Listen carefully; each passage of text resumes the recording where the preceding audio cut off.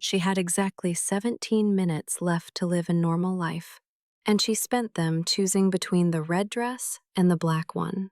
That's how quickly everything changes. That's how fast the universe tilts on its axis and sends everything you've ever known sliding into darkness. 17 minutes.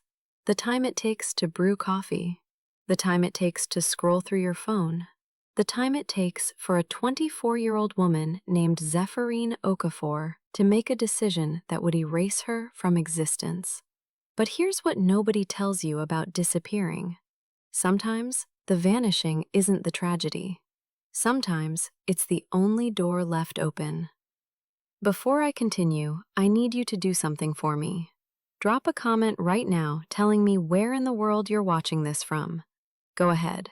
I'll wait.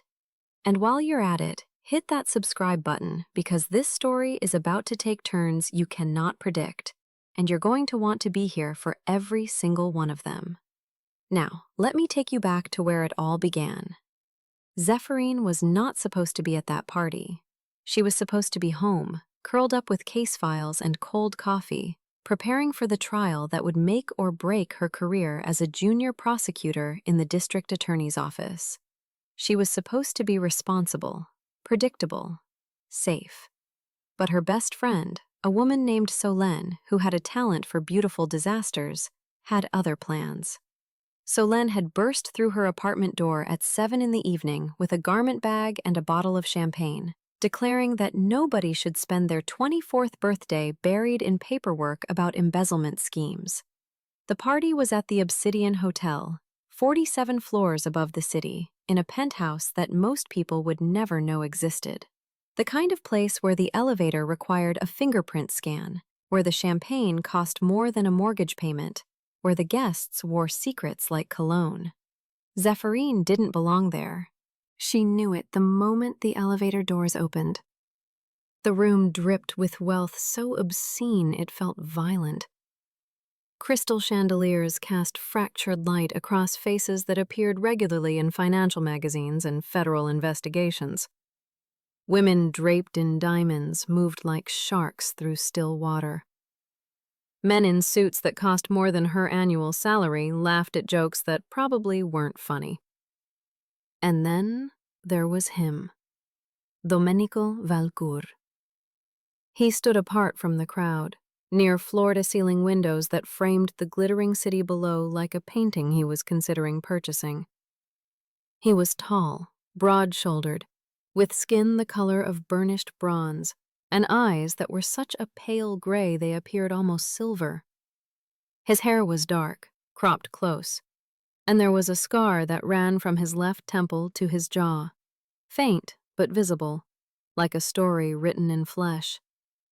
He was beautiful the way a loaded gun is beautiful, the way a thunderstorm is beautiful, the kind of beautiful that makes your survival instincts whisper, "Run," even as your feet carry you closer. Zephyrine didn't know who he was. Not then. She only knew that when his gaze found hers across that crowded room, something in her chest shifted. Something that felt like recognition, which made no sense because she had never seen this man before in her life. Later, she would learn that Domenico Valcour controlled 70% of the import business on the eastern seaboard, and that the word import was a polite fiction. She would learn that his name was spoken in courtrooms and police precincts like a curse. She would learn that 17 people had been directly linked to his organization in federal cases, and that all 17 had either recanted their testimony or disappeared entirely. But that night, in that room, he was just a stranger with winter-colored eyes who looked at her like he was seeing something no one else had ever noticed. He approached her slowly, deliberately, giving her plenty of time to walk away. She didn't. "You don't belong here." His voice was low, accented faintly with something European she couldn't place. Not an insult, an observation. "Neither do you." The words left her mouth before she could consider them, and she watched surprise flicker across his features before something that might have been amusement replaced it. What makes you say that? Zephyrine tilted her head, studying him the way she studied witnesses, looking for the tells, the cracks, the truth beneath the performance. Everyone else in this room is performing, working, calculating what they can get from every interaction. You're just watching, like you're already bored with whatever game they're playing.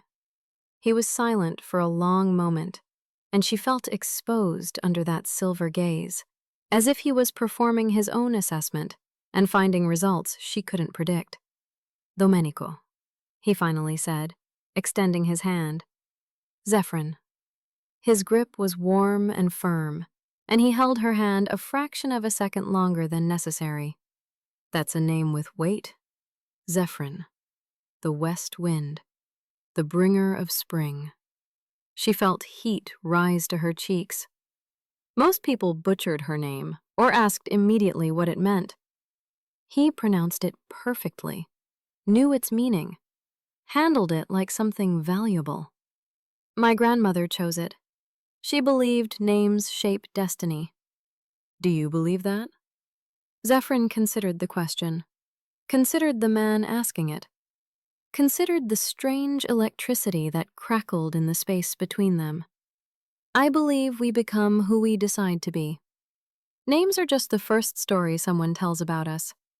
Something changed in his expression then. Something softened, just slightly, like ice beginning to crack at the edges. Then who have you decided to be, Zephyrine? Someone who asks questions.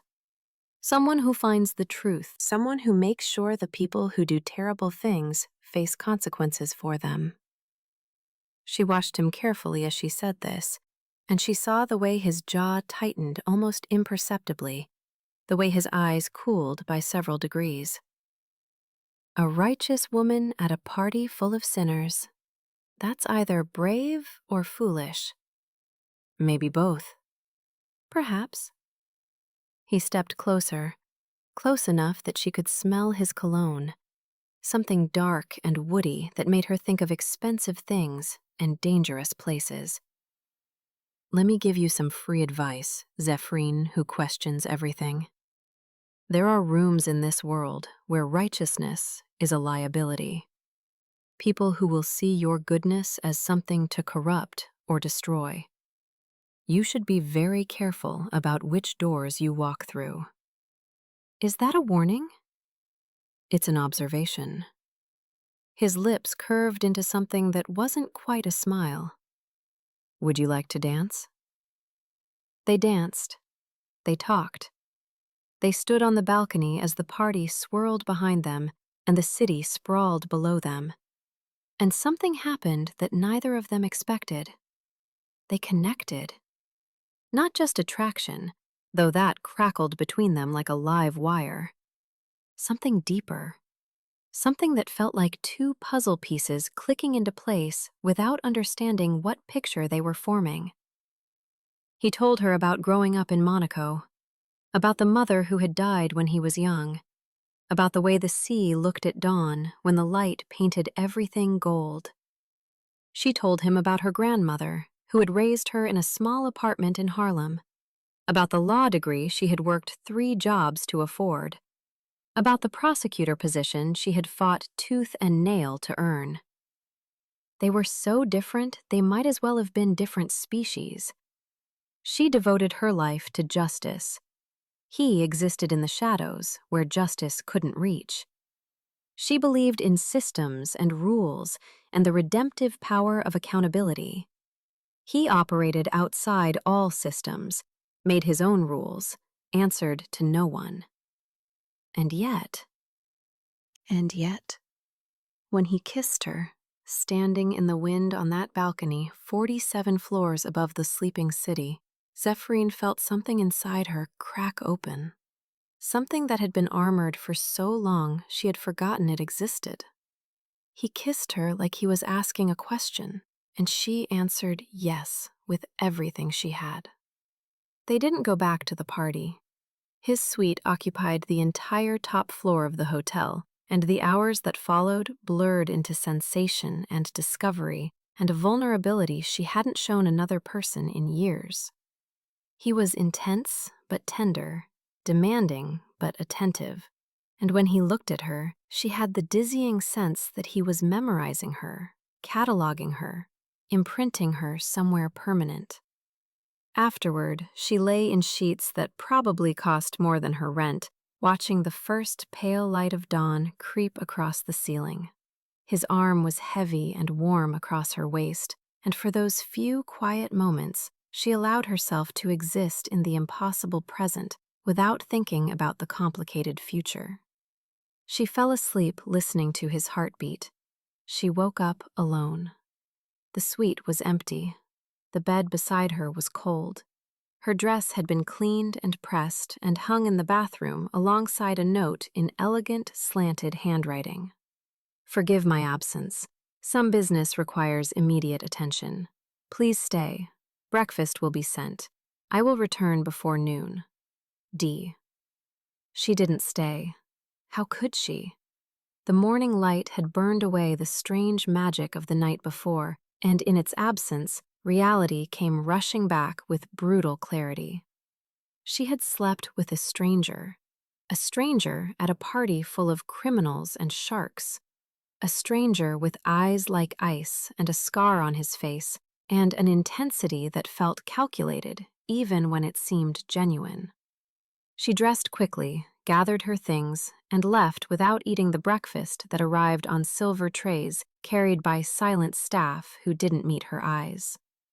The elevator ride down felt like a descent into judgment. What had she done? Who had she been last night?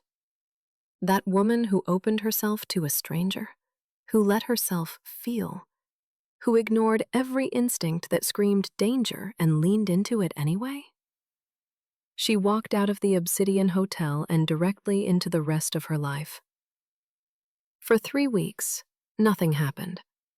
Zephyrine threw herself into work with renewed ferocity, as if punishing herself for that night of vulnerability. She won her embezzlement case. She was assigned to a new investigation, something bigger. A case involving money laundering through shell companies that her superiors spoke of in hushed, excited tones. Career-making, they called it. The kind of case that put prosecutors on the radar for bigger things. She studied the files late into the night. She mapped connections on the whiteboard in her tiny office. She followed the money through layer after layer of obfuscation, until finally, the threads began to form a pattern. And at the center of that pattern, like a spider at the heart of an enormous web, sat a name she recognized. Valcour Industries. Domenico Valcour. The floor dropped out from under her. She sat alone in her office at 2 a.m, staring at the name on her screen, feeling the world rearrange itself around her. The man she had opened herself to. The man who had kissed her like she mattered. The man who had looked at her with something that felt like genuine connection. A money launderer. A criminal. A predator who wore beautiful clothes and spoke beautiful words while destroying lives for profit. She should have recused herself immediately. She should have gone to her supervisor and explained the conflict of interest, even if it ended her career before it truly began. She should have done the right thing. Instead, she did something else entirely. She went looking for the truth. And that's when she discovered the first anomaly. A payment. Unremarkable at first glance, buried in thousands of similar transactions. But this one was different. This one went to a name she recognized from her own past. A treatment center in upstate New York. The same treatment center that had saved her younger brother's life 6 years earlier, when addiction had nearly killed him. The payment was anonymous, untraceable to most investigators. But Zephyrine was not most investigators, and she followed it backward through the labyrinth until she found its source. Domenico Valcour had paid for her brother's treatment 6 years ago, before they ever met. before he could have known who she was or anything about her. The discovery made no sense. It was impossible. It was a coincidence too enormous to be coincidence. She started digging deeper, and the deeper she dug, the stranger things became. Scholarships quietly funded at her alma mater.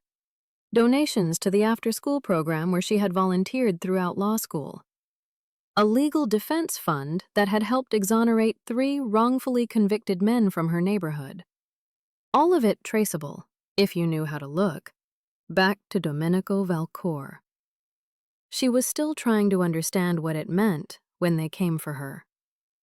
It was a Thursday evening, and she was walking home from the office through streets she had walked 1,000 times.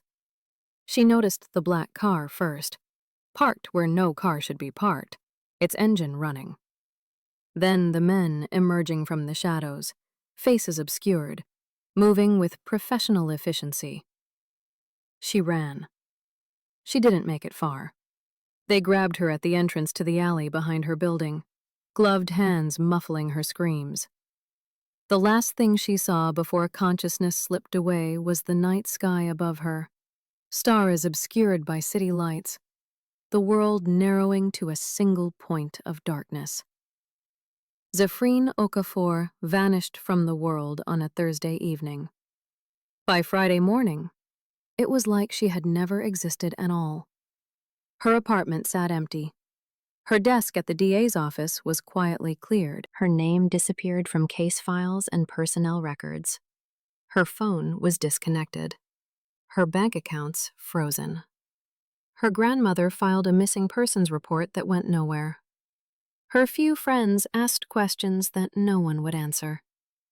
So Len, the best friend who had brought her to that party, who had introduced her unwittingly to her own disappearance, tormented herself with guilt and confusion.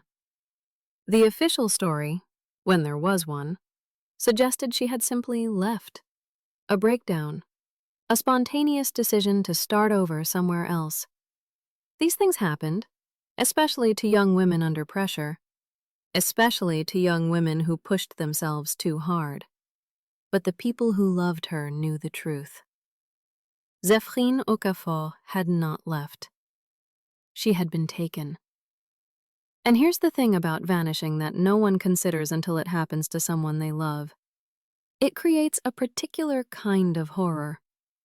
Death, as terrible as it is, offers a kind of certainty. Disappearance offers nothing but questions. Is she alive? Is she suffering? Is she waiting for rescue that will never come? The questions eat you alive from the inside. But what the people who loved her didn't know, what no one could have guessed, was that Zephyrines' disappearance wasn't an ending. It was a beginning. The beginning of a story that would burn through the criminal underworld like wildfire, that would bring one of the most powerful men in the country to his knees, that would reveal secrets buried for decades and force the kind of reckoning that legends are made from.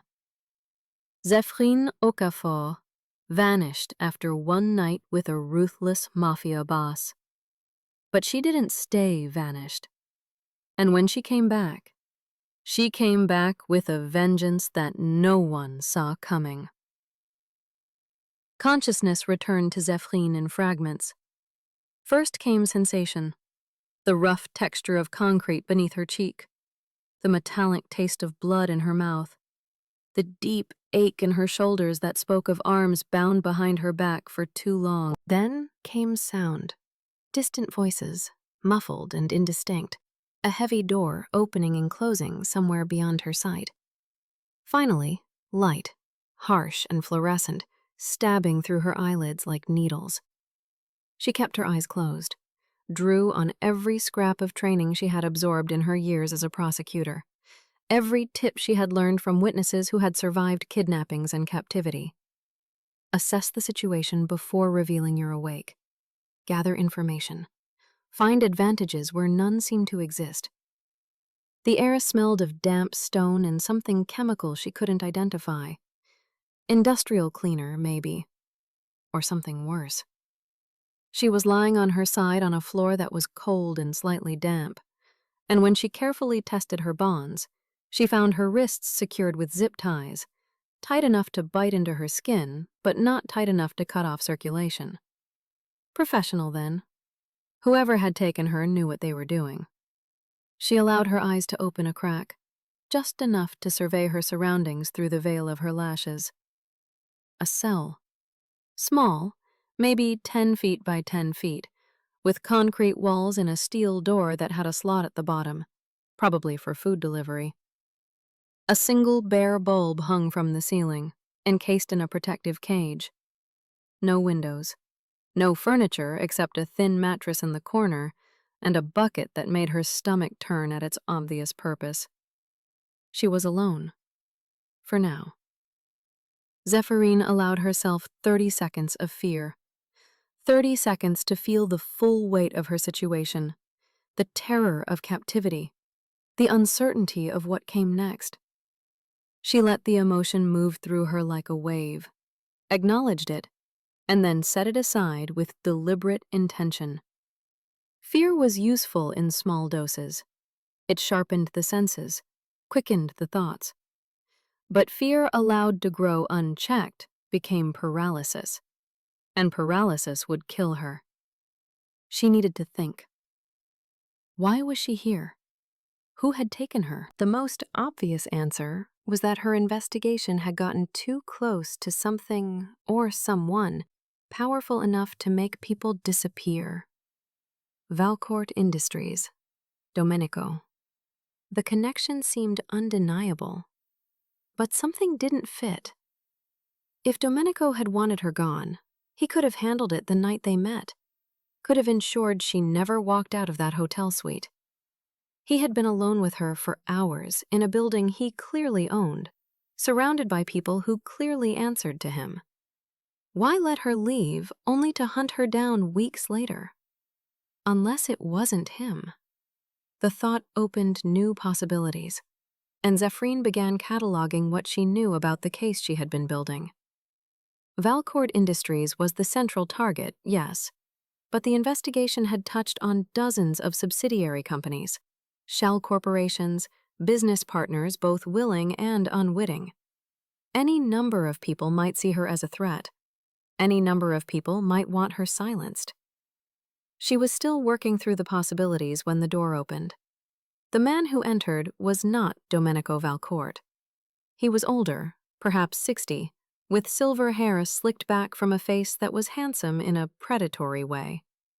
His suit was expensive, his shoes polished to a mirror shine, and he moved with the unhurried confidence of someone who had never been told no in his entire life. "Miss Okafor." His voice was cultured, his accent distinctly British. "I apologize for the accommodations. I'm afraid comfort was not a priority." Zephyrine pushed herself up to a sitting position, ignoring the screaming protest of muscles cramped from hours in restraint. She would not face this man lying down. "Who are you?" He smiled, and it didn't reach his eyes. "My name is Lysander Ashworth, and I believe we have a mutual acquaintance." Ashworth.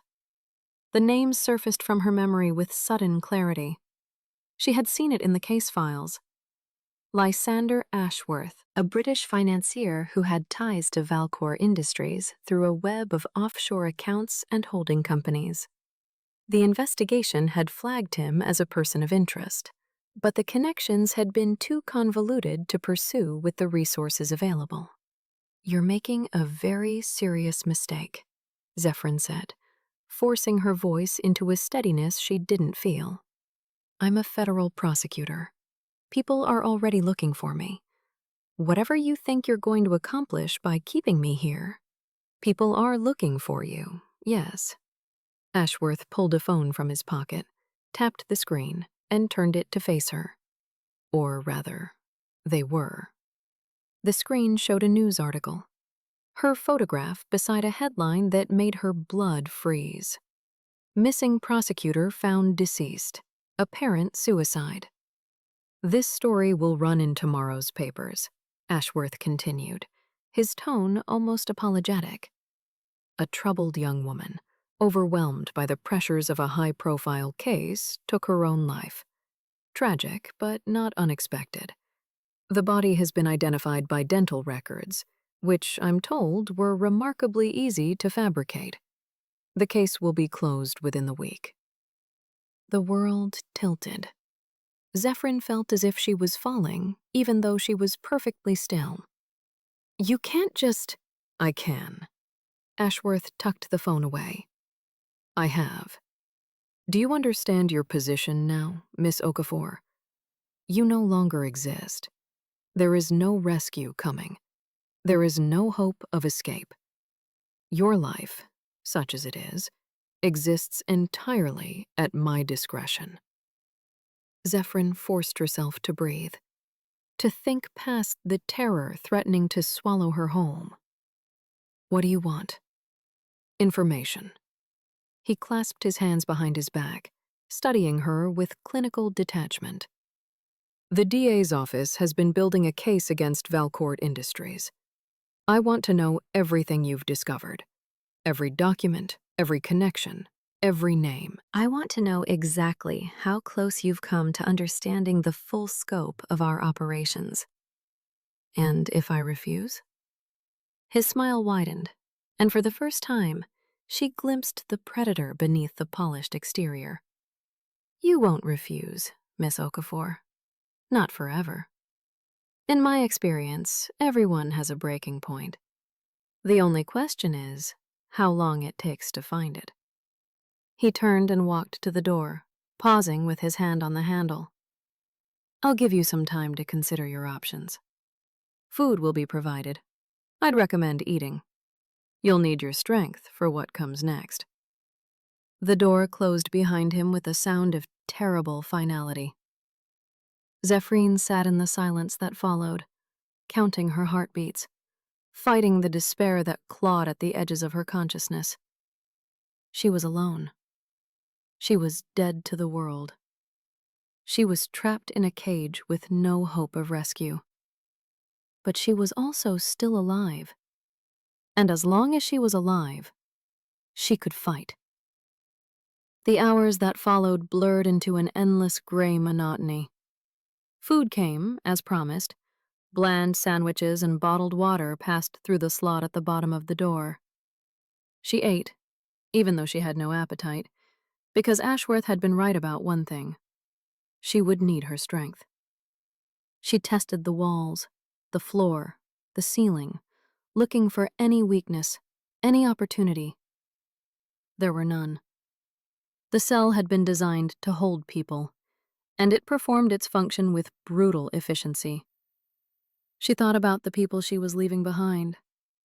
Her grandmother, who had devoted everything to raising her after her parents died. Her brother, who had fought his way back from addiction and now worked as a counselor helping others do the same.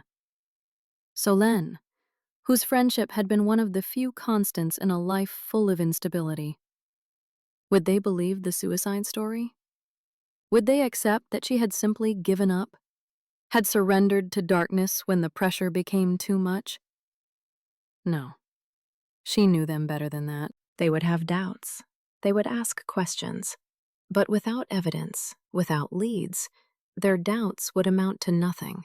The machine that had erased her would continue grinding forward, and eventually, the world would move on. Unless she gave it a reason not to. She was still strategizing when the door opened again. This time, the visitor was not Lysander Ashworth. It was a woman, perhaps 35, with dark hair pulled back in a severe ponytail and a face that seemed carved from stone. She wore tactical gear, all black, and moved with the economy of motion that spoke of military training. In her hands, she carried a tray with medical supplies. Your wrists, the woman said. Her voice was accented in a way Zephyrine couldn't place. Eastern European, maybe? Russian. The ties were too tight. They need cleaning. She knelt beside Zephyrine with surprising gentleness, producing scissors from the tray and cutting the zip ties that had bound her for hours. The rush of circulation returning to her hands was painful enough to make her gasp. "Why do you care?" Zephyrine asked, watching as the woman began cleaning the raw skin of her wrists with antiseptic. "You work for him. You're part of this." The woman was silent for a long moment. When she spoke, her voice was barely above a whisper. "Not everyone chooses their cage." She finished her work quickly, efficiently, and produced fresh zip ties that she secured much more loosely around Zephyrine wrists. "What happens now?" Zephyrine asked. The woman stood, gathering her supplies. "Tomorrow, Ashworth begins his questioning. He is not a patient man. He will hurt you until you give him what he wants. I won't tell him anything." Something flickered across the woman's face. Not quite respect, but close. "Then you will die here. Eventually. After a very long time." She moved to the door, then paused, her back still turned. "The west wind," she said quietly. "That's what your name means, yes?" "The bringer of spring. The one who carries warmth to cold places." "How do you know that?" The woman didn't answer. She simply opened the door and stepped through it, leaving Zephyrine alone with more questions than answers.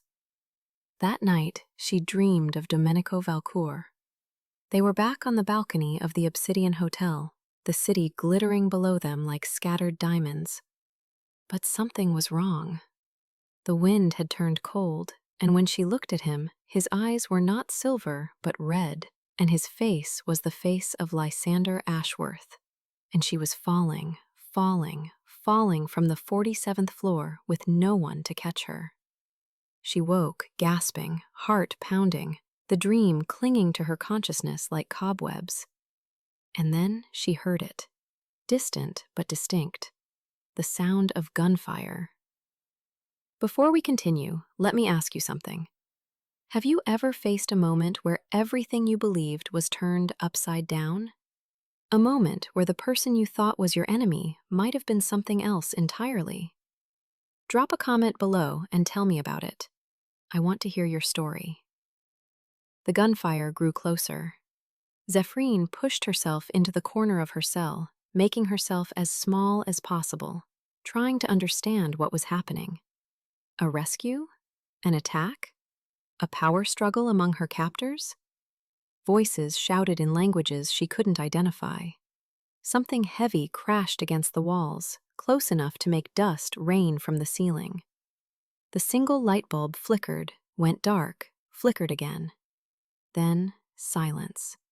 Long, terrible, stretching silence that seemed to last forever. The door to her cell blew inward with an explosion of force that sent her sprawling. Through the smoke and debris, a figure emerged, tall, broad-shouldered, moving with lethal grace through the chaos. Domenico Valcour stepped into the destroyed cell, and his eyes found hers in the darkness. He looked like he had walked through hell to reach her. Blood on his face, his suit torn and scorched, a weapon in his hand that he lowered the moment he saw her. And in his expression, in those pale gray eyes that had haunted her dreams, she saw something that didn't fit any of the narratives she had constructed. She saw devastation. She saw relief. She saw the kind of emotion that couldn't be faked. Zephyrine. Her name in his mouth like a prayer. "I found you." She didn't trust him. She couldn't. Every instinct honed through years in the prosecutor's office screamed that this was wrong, that his appearance was too convenient, that this entire scenario had the feel of elaborate theater. And yet his hands were gentle as he helped her to her feet. His touch was careful as he examined the wounds on her wrists, and the string of profanity that left his lips when he saw them was too raw to be performance. "Can you walk?" His voice was urgent, clipped. "Yes, I think so." Then we need to move. Now. My team has secured the perimeter, but reinforcements will be coming. We have maybe 10 minutes. He kept his body between her and the corridor as they moved, shielding her from the chaos of what had clearly been a significant firefight. Bodies lay in the hallways, men in tactical gear, some wearing the insignia she had seen on her captors, others in solid black with no identifying marks. The facility was larger than she had imagined, a maze of corridors and cells and industrial rooms that spoke of an operation far beyond simple kidnapping. Questions burned in her throat, but she swallowed them. There would be time later. Now, she needed to focus on surviving. They emerged from the building into the cold shock of night air. She gasped, drinking in the darkness and the wind and the stars overhead, suddenly aware of how precious freedom was, how easily it could be stripped away. A helicopter waited in a clearing perhaps 50 yards from the building, rotors already spinning. Domenico guided her toward it, his hand a warm pressure at the small of her back. And when they reached the aircraft, he lifted her inside with surprising tenderness before climbing in beside her. The helicopter rose into the sky, leaving the facility to shrink below them. And only then did Zephyrine allow herself to look at the man who had rescued her. "How did you find me?" He didn't answer immediately. He was cleaning the blood from his face with a cloth someone had handed him, his movements mechanical, his expression unreadable. When he finally spoke, his voice was heavy with exhaustion. "Ashworth made a mistake. He thought erasing you from the world meant no one would look. He underestimated how many resources I was willing to spend." A pause. "He underestimated what you meant to me." "What I meant to you?" The words came out sharper than she intended. "You're a criminal, a money launderer. You're exactly the kind of person I've dedicated my life to putting behind bars. What could I possibly mean to you?" Something flickered in his expression. Pain, maybe, or something more complicated. "There are things you don't know, Zephyrine.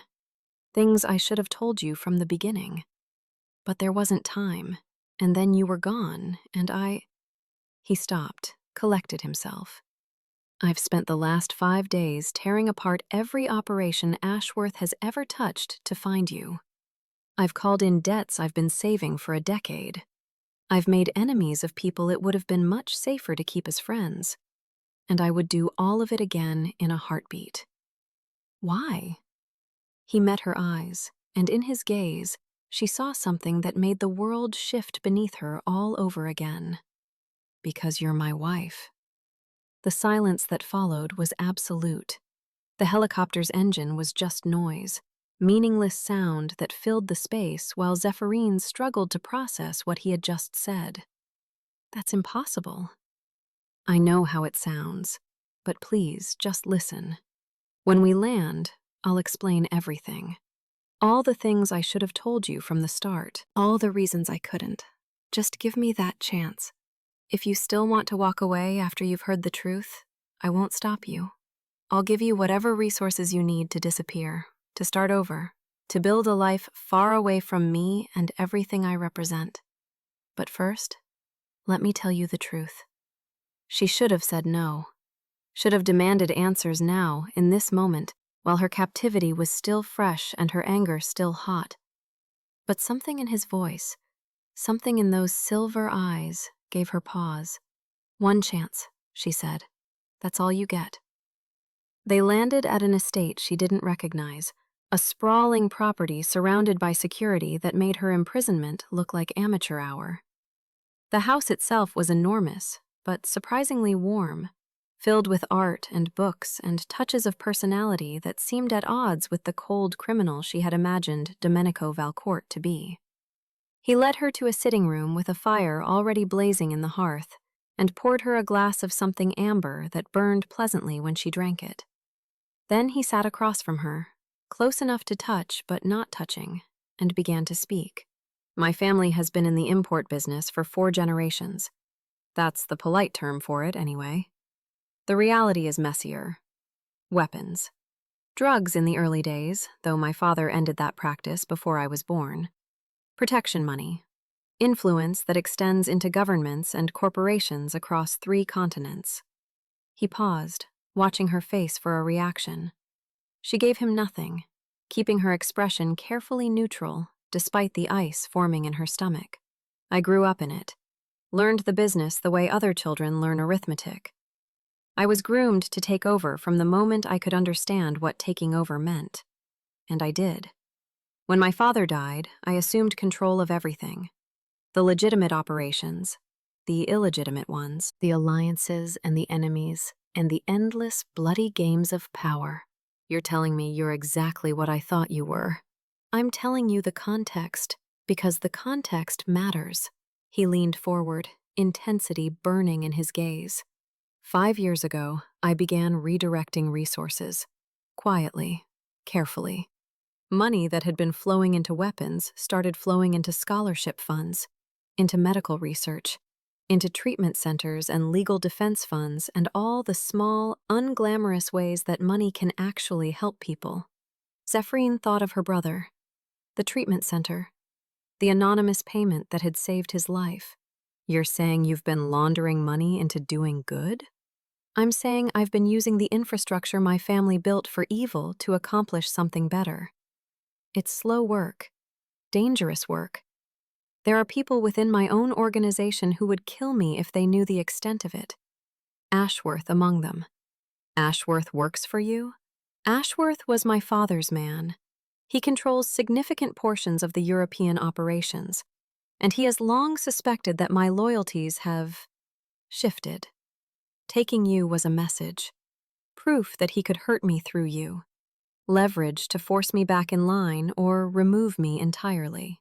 The pieces were beginning to connect, but there were still gaps, still questions that demanded answers.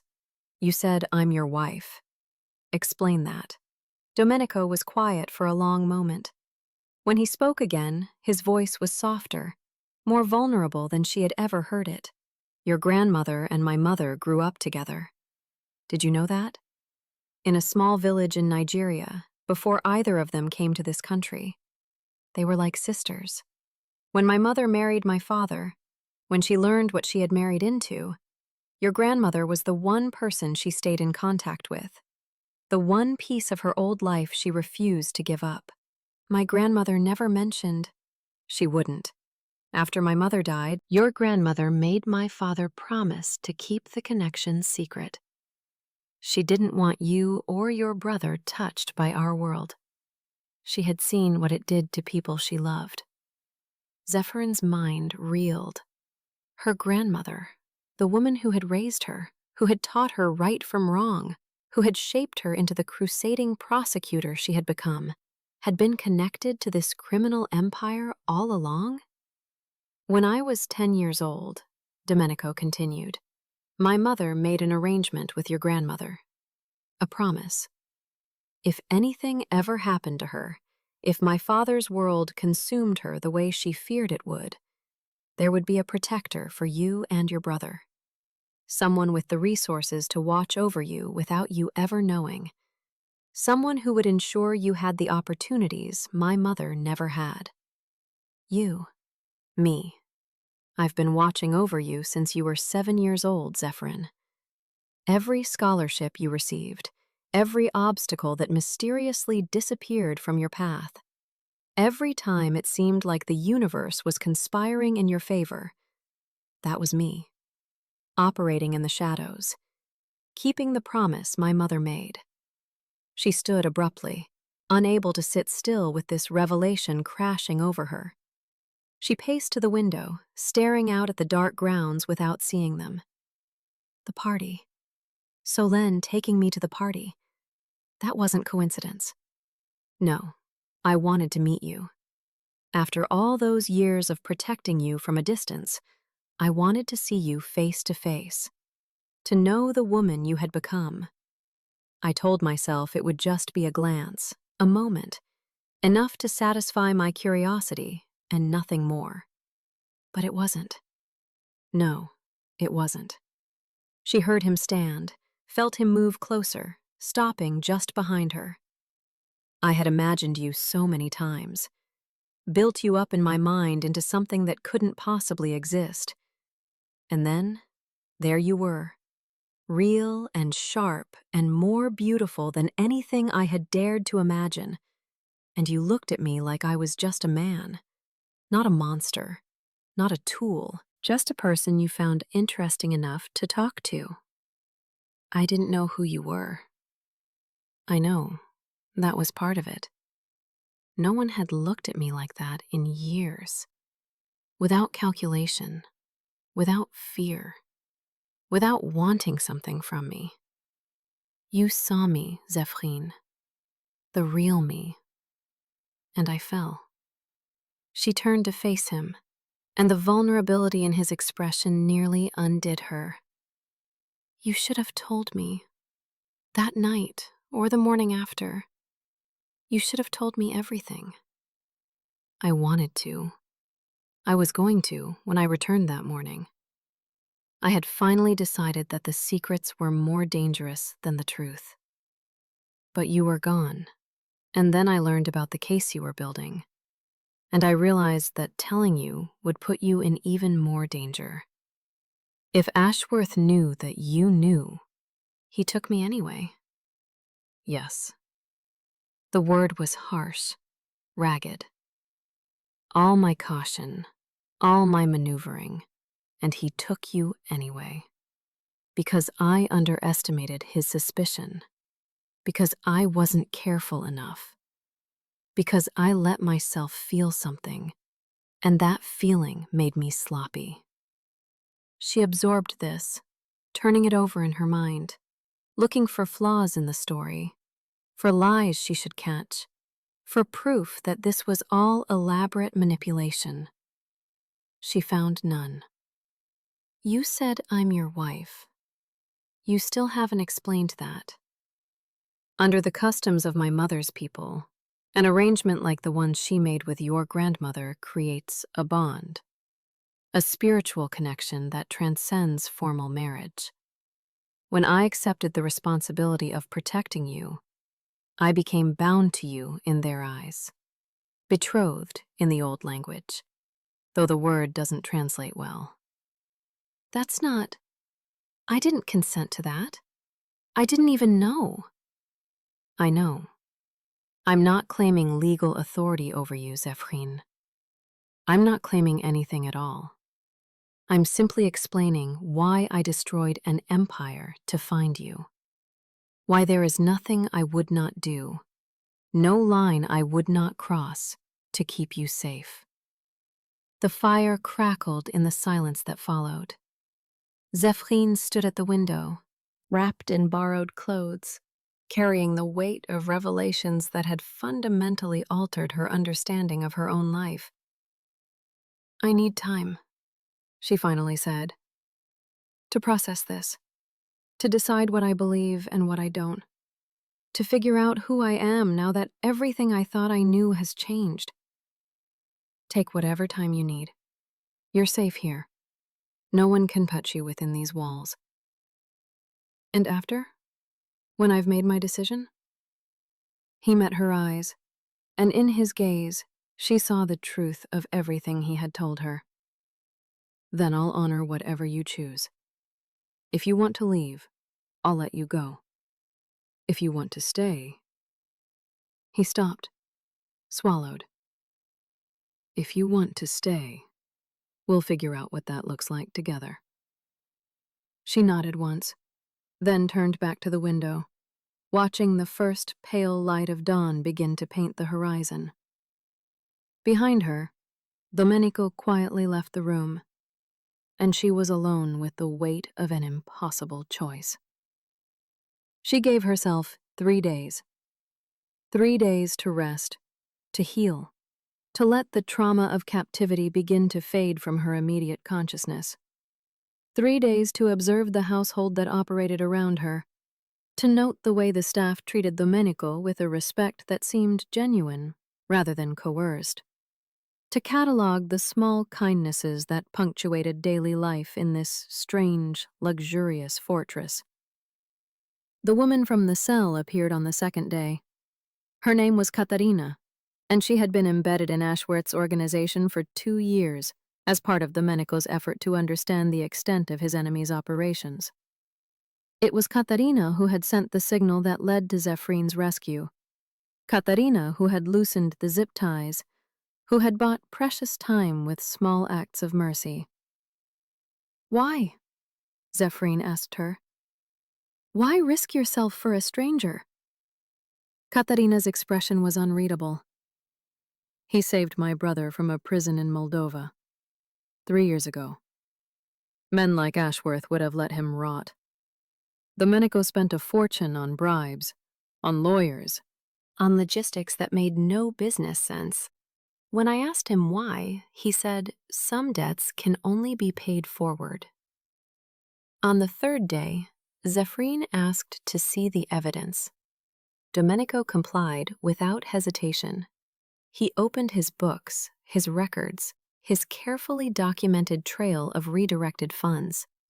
He showed her the shell companies that funneled money to charitable causes, the legitimate businesses he had built to gradually replace the criminal enterprises, the long-term plan he had developed to extract himself from his inheritance without triggering a bloody power struggle.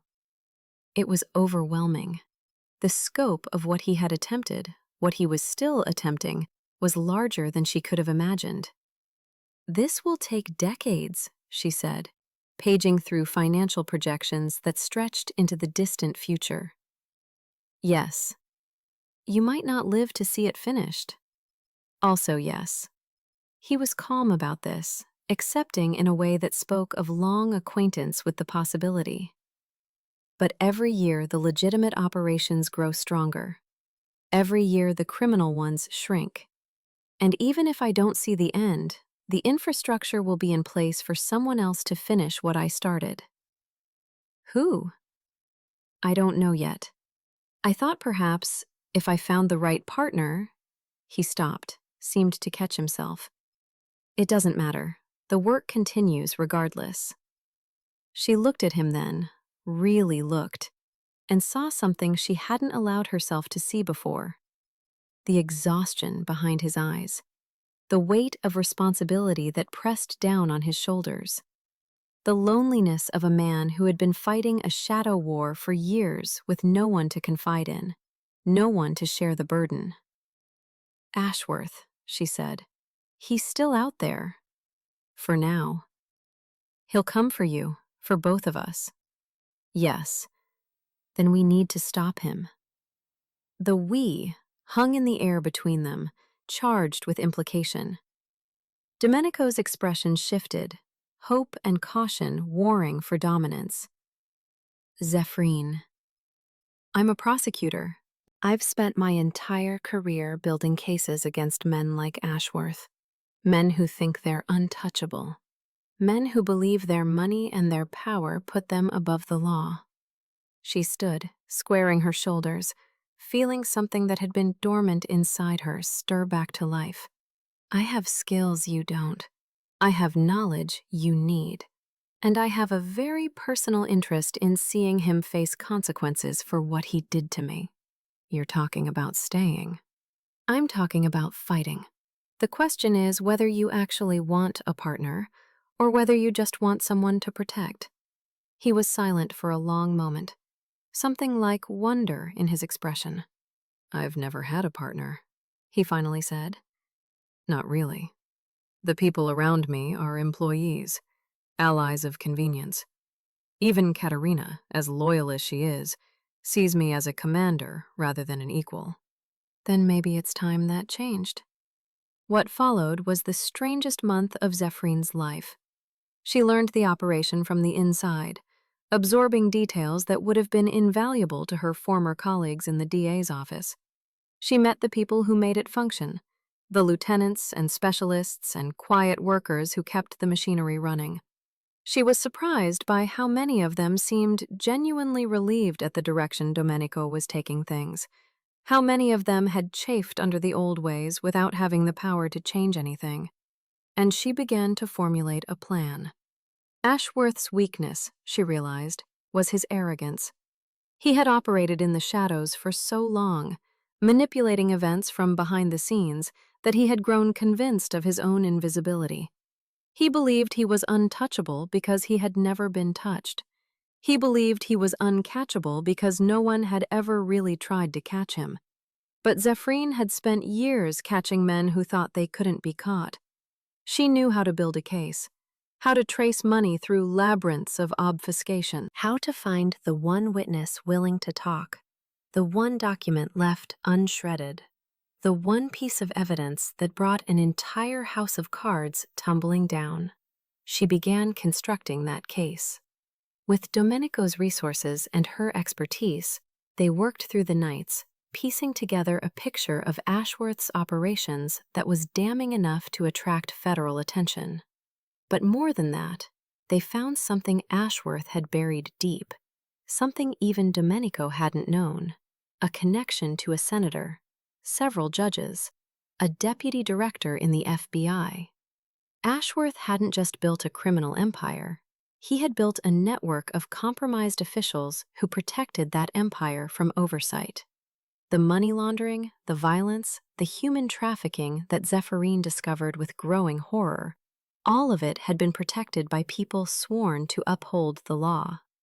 "This is why your investigation stalled," Domenico said, staring at the connections she had mapped on the wall of their war room. "Every time you got close, someone on the inside redirected things. Someone made sure the leads went cold. We can prove it now, all of it. We have enough to bring them all down. If we can get the evidence to people who aren't compromised." That was the challenge. The traditional channels were closed to them. Any attempt to go through official routes would be intercepted and buried. They needed another way. It was Katerina who suggested the solution. "The journalist," she said. "Marguerite Onyema, the one who exposed the corruption in the Port Authority last year. She's impossible to buy and impossible to intimidate. Give her this, and she'll burn it all down." Marguerite Onyema was exactly as advertised. A woman in her 50s with graying locks and eyes that had seen too much and refused to look away.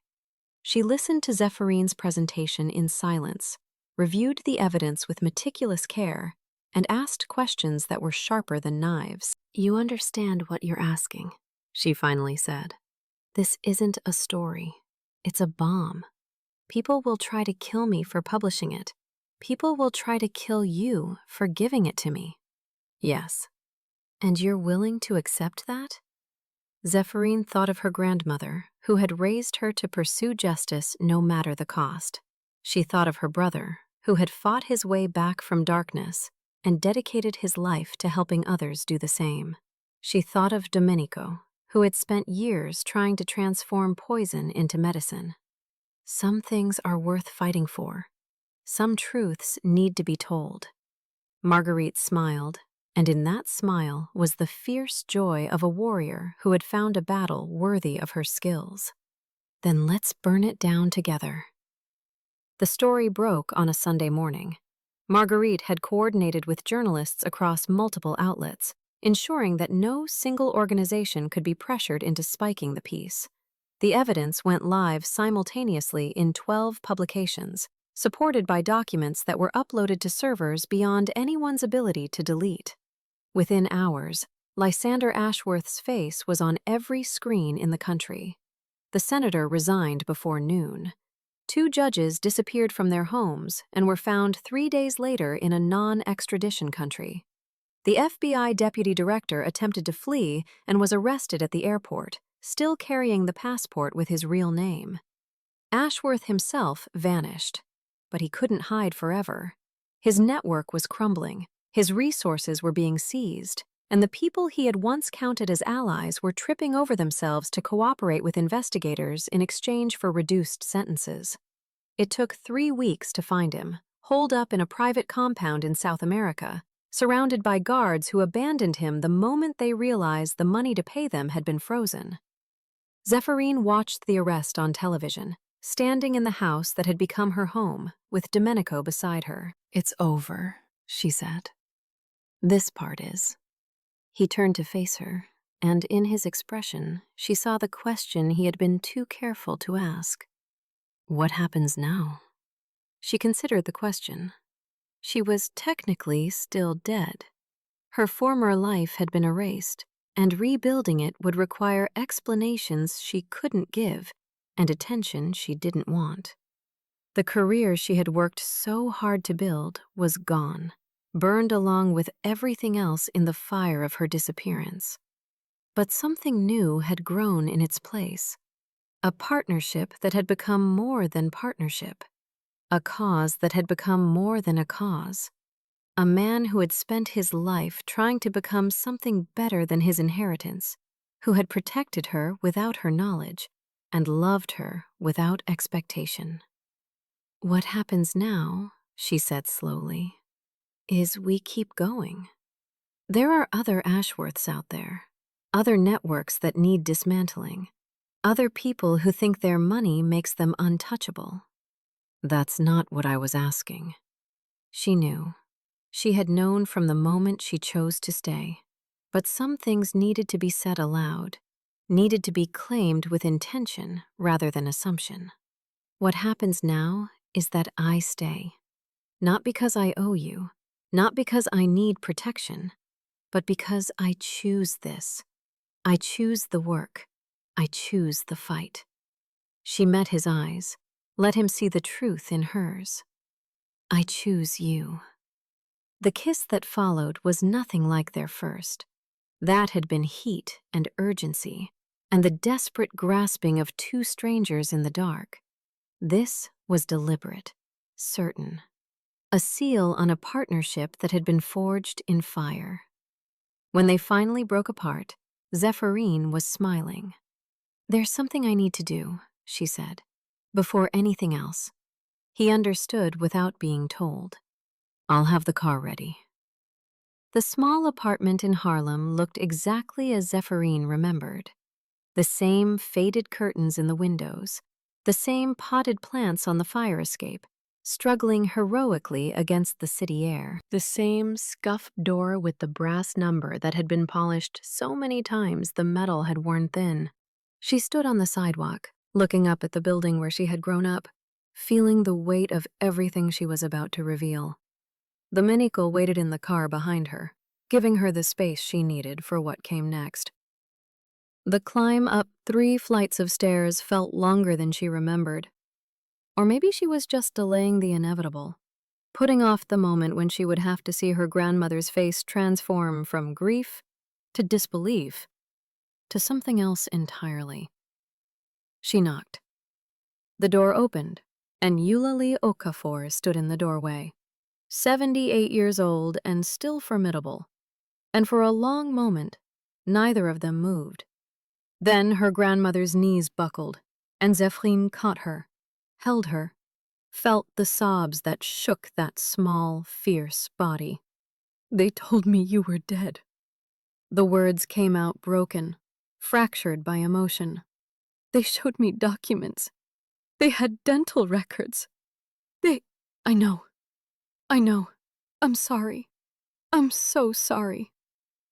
They sat together on the worn couch where Zephyrine had spent countless hours as a child, and she told her grandmother everything.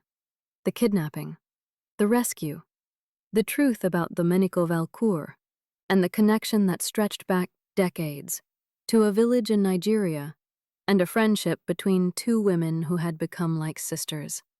Eulalie listened in silence, her expression shifting through grief and anger and something that looked remarkably like guilt.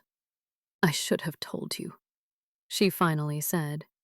"When you started working at the DA's office, when you began building cases against people like his family, I should have warned you. But I thought if you didn't know, you would be safe. I thought the distance would protect you. You were trying to help. I understand that now. Do you?"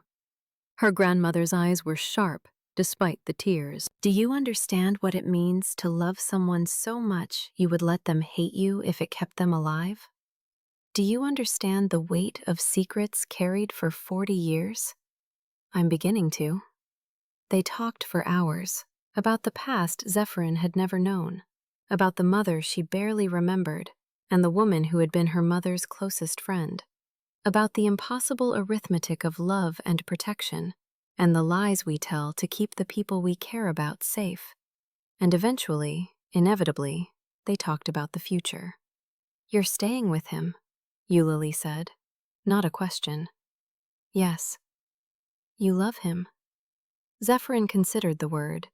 Love felt too small for what had grown between her and Domenico, too simple for the complicated tangle of gratitude and respect and passion and partnership. "I trust him," she finally said. "I believe in what he's trying to do, and when I look at my future, I can't imagine it without him in it." Her grandmother nodded slowly, as if this answer satisfied something she had been holding in question. His mother would have been proud. Of both of you. The words hit Zephyrine harder than she expected, opening a door to a grief she hadn't known she carried. Grief for a woman she had never met but who had shaped her life in ways she was only beginning to understand. "There's something else," Eulalie said. She rose, moving to the old bureau that had stood in the same corner for as long as Zephyrine could remember. From a hidden drawer, she withdrew an envelope, yellowed with age. "Adeze wrote this before she died. She made me promise to give it to you when the time was right." A pause. "I think the time is right." The letter was written in elegant, flowing script, the handwriting of a woman who had learned penmanship as an art form. "My dearest Zephyrine, if you are reading this, then the truth has finally found you. I hope it found you gently, but I fear it did not. The truth rarely arrives gently in our world. By now, you know about my son, about the burden I have placed on his shoulders and, through him, on yours. I need you to understand why. I fell in love with a monster. Not because I was foolish, but because monsters are often beautiful, and I was young enough to believe that love could transform anything. By the time I understood what my husband truly was, I had given him a son, and leaving was no longer simple. But I looked at my child, at the brilliant, curious, tender boy he was becoming, and I knew that I could not let him become his father. I could not let the poison that ran through our family flow unchallenged into the next generation. So I made a long plan spanning decades, requiring patience and sacrifice and faith in people who were not yet born. I found allies where I could. I planted seeds in soil I would never see bloom. And I made arrangements for my death that would look like accident, but were, in truth, the necessary price for setting everything in motion. My son does not know this. He believes I was killed by my husband's enemies, and perhaps that is true in a sense. My husband's enemies were my allies, and they gave me a gift that looked like tragedy. Domenico was 8 years old when I died, young enough to be shaped, young enough to remember me as I was, rather than as I might have become if I had stayed. Your grandmother raised you to pursue justice. I arranged for events that would shape my son into someone who could receive that justice and transform it into something larger. You are reading this because the two of you have found each other, because the seeds I planted so long ago have finally borne fruit. I do not know what form that fruit has taken. I could not predict the future with any precision, but I know this. If you have found each other, then you have the potential to finish what I started. My son carries my blood, but you carry my hope. Together, you can dismantle what generations of Valcourts have built and replace it with something worthy. Together, you can prove that the future is not bound by the past. I never met you, Zephyrine. I died when you were barely more than an infant. but I have loved you since before you were born, loved the idea of you, loved the possibility of what you might become. You are the daughter of my heart, if not my body, and I charge you with a mother's final request. Be brave, be fierce, be the wind that carries spring to cold places, and when the darkness feels overwhelming, remember this: you were never alone. You were never unprotected. From your first breath to your last, there have been and will always be people who love you enough to move heaven and earth on your behalf. Go forward, my darling.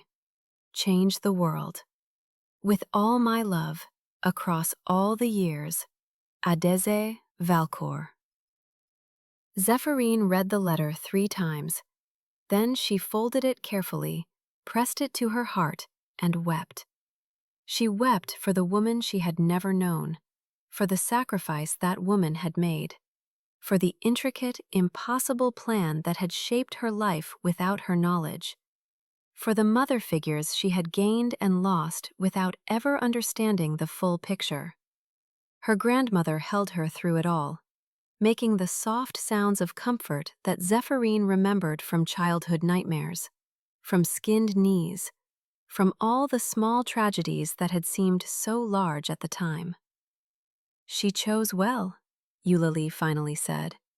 When Adeze asked me to be part of her plan, I didn't understand. I thought she was being dramatic, planning for contingencies that would never happen. But she knew. Somehow, she knew exactly what her son would need and who he would need to become. She planned her own death. She planned her own transformation. The woman who died in that accident was Adeze Valcour, wife of a monster, trapped in a cage of her own making. The woman who lives on in you and Domenico is something else entirely. Zephyrine looked at her grandmother, at the face that had been her North Star for as long as she could remember, and felt a new understanding click into place. You've been part of this from the beginning. You've been fighting this war for decades. We all fight in our own way.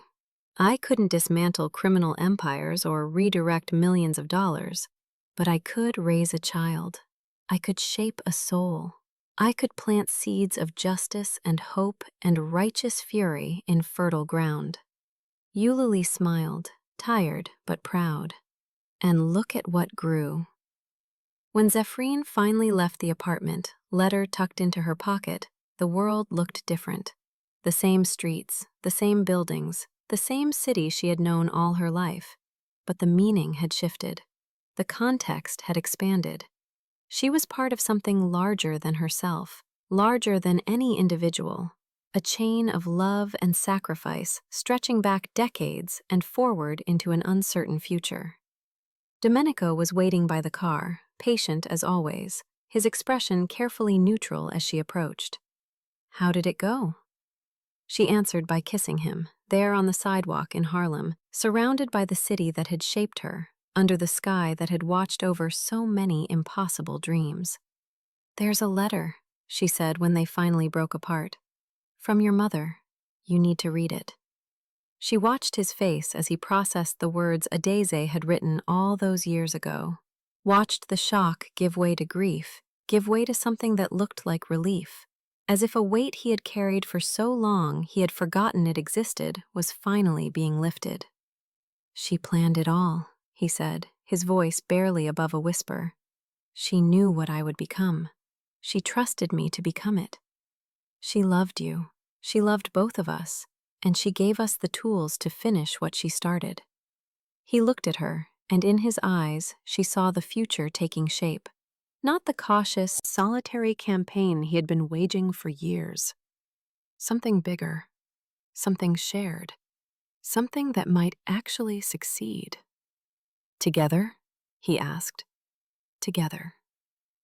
3 years later, Zephyrine stood at a podium in a ballroom that had once hosted parties for criminals and watched the last of Valcourt Industries' criminal operations sign its own death warrant. The event was officially a celebration of the Adese Foundation's expansion into its 20th country. The foundation, named in honor of the woman whose vision had made everything possible, provided legal assistance to trafficking survivors, educational opportunities for at-risk youth, and rehabilitation programs for communities affected by organized crime. But unofficially, tonight marked the completion of something far larger. The last of the old guard had finally capitulated. The network that had taken generations to build had been systematically dismantled, not through violence or intimidation, but through the steady, implacable pressure of legitimacy. Criminal operations had been starved of resources while legal ones flourished. Corrupt officials had been exposed and replaced. The men who had once held power through fear found themselves powerless in a world that no longer feared them. It had taken 3 years of constant work, 3 years of setbacks and victories, and moments when it seemed like the whole impossible project would collapse under its own weight. 3 years of Zephyrine and Domenico fighting side by side, learning each other's strengths, covering each other's weaknesses, becoming something neither could have been alone. But they had done it. Against every odd, against every prediction, against the weight of history itself. They had transformed an empire of poison into an engine of healing. Zephyrine finished her speech to thunderous applause and stepped away from the podium into Domenico's waiting arms. "You were magnificent," he murmured against her hair. "We were magnificent." None of this happens without you. None of it happens without you either. He pulled back to look at her, and she saw in his eyes the same wonder she felt every time she remembered how far they had come. "Do you remember what you said to me the night we met? That you believe we become who we decide to be? Names are just the first story someone tells about us. You told me a story that night, about who you were, about who you wanted to be, and I decided then that I wanted to be someone worthy of standing beside you. You are. You always were." He smiled, and it transformed his face the way it always did, melting the ice in his eyes until they looked like silver catching the light. "I have something for you." He led her away from the crowd, through corridors she knew well, to a private room that overlooked the city. Through the windows, she could see the glitter of a million lights, a million stories, a million possible futures. On a table by the window sat a small box wrapped in blue paper. "Open it." Inside the box was a ring, simple but beautiful, a band of white gold set with a single stone that seemed to shift colors in the light. Now blue, now green, now something in between. "It was my mother's," Domenico said. "The one piece of jewelry she brought with her from Nigeria. The one thing she asked me to keep safe after she died." Zephyrine felt tears building behind her eyes. "Domenico, I know we're already married according to the old ways. I know the bond between us is deeper than any ceremony could create. But I want to do this properly.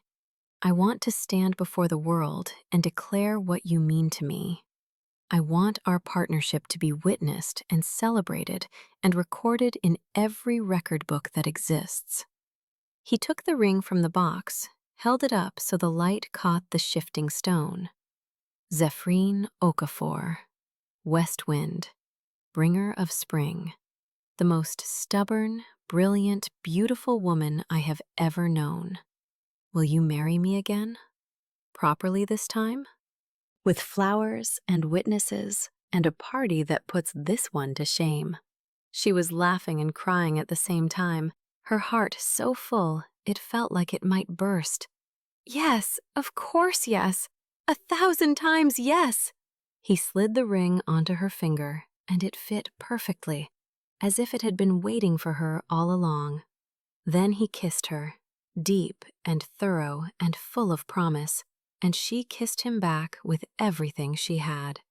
Outside the windows, the city sparkled. Inside the room, two people who had found each other against impossible odds held on tight and refused to let go. The wedding took place 6 months later on a spring day so beautiful it seemed like the universe itself was celebrating. They married in a garden planted with flowers from 3 continents, surrounded by the people who had helped them along the way. Katerina served as maid of honor. Solène, long since forgiven for the party that had started everything, wept joyfully in the front row. Marguerite Onyema, the journalist whose courage had helped bring Ashworth down, documented the event for posterity. And Eulalie Okafor, 81 years old and stronger than ever, performed the blessing she had learned as a young woman in a Nigerian village. The same blessing that had once bound Adeze to her husband, now transformed into something worthy of the love it celebrated. Zephyrine spoke her vows, looking into silver eyes that had become her favorite color, her home, her future. "I choose you," she said.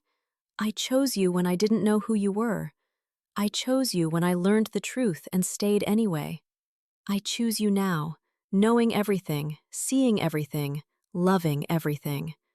I will keep choosing you, every day, for the rest of our lives." Domenico's voice was rough with emotion when he responded, "You saved me, not from enemies or danger, but from becoming someone I would have hated. You showed me what it means to fight for something worthy. You made me believe that the future could be different from the past." "I am yours, Zephyrine. Completely. Irrevocably. For as long as the wind blows and the spring comes." When they kissed, sealing their promises before the watching world, Zephyrine felt something settle into place. Not an ending, a beginning. The beginning of the next chapter. The beginning of a partnership that would continue to transform everything it touched. The beginning of a story that would be told for generations. About a black girl who vanished and came back stronger. About a mafia boss who chose redemption. About the impossible power of love to change even the darkest legacy. 1 year after the wedding, Zephyrine gave birth to a daughter. They named her Adeze, after the woman whose sacrifice and vision had made everything possible. She had her father's silver eyes and her mother's stubborn chin, and from her first breath, she was loved with a ferocity that reshaped the universe around her. Zephyrine held her daughter in the soft light of morning, watching those silver eyes blink open to take in the world for the first time, and felt the full circle close. From death to life, from darkness to light, from a cage to a kingdom built on justice and hope and love. The west wind had brought spring to even the coldest places, and in the garden of their home, surrounded by family and flowers and the promise of endless possibilities, Zephyrine Okafor Valcour smiled. She had been erased from the world once, had been declared dead and buried by people who thought they could control her story. But she had written herself back into existence, letter by letter, choice by choice, until the story that emerged was something nobody could have predicted. A story of survival, of redemption, of love that refused to surrender. A story that ended not in tragedy, but in triumph. She looked at her husband, who held their daughter with a tenderness that still surprised her, even after everything. She looked at her grandmother, who sat nearby with tears of joy streaming down her face. She looked at the life she had built from the ashes of the one that had been stolen, and she knew, with absolute certainty, that the best was yet to come. The end. But not really the end, because stories like this don't really end. They transform, they inspire, they plant seeds in hearts that will bloom in their own time, in their own way. If you've made it this far, I want you to know something. This story was for you, for everyone who has ever felt erased, for everyone who has ever wondered if they had the power to change their own narrative, for everyone who has ever loved someone enough to burn down the world for them. You do have that power. You always have. The question is, what story you're going to write with it? Thank you for watching. Thank you for staying until the end. And if this story touched something in you, I hope you'll share it with someone who needs to hear it. Until next time.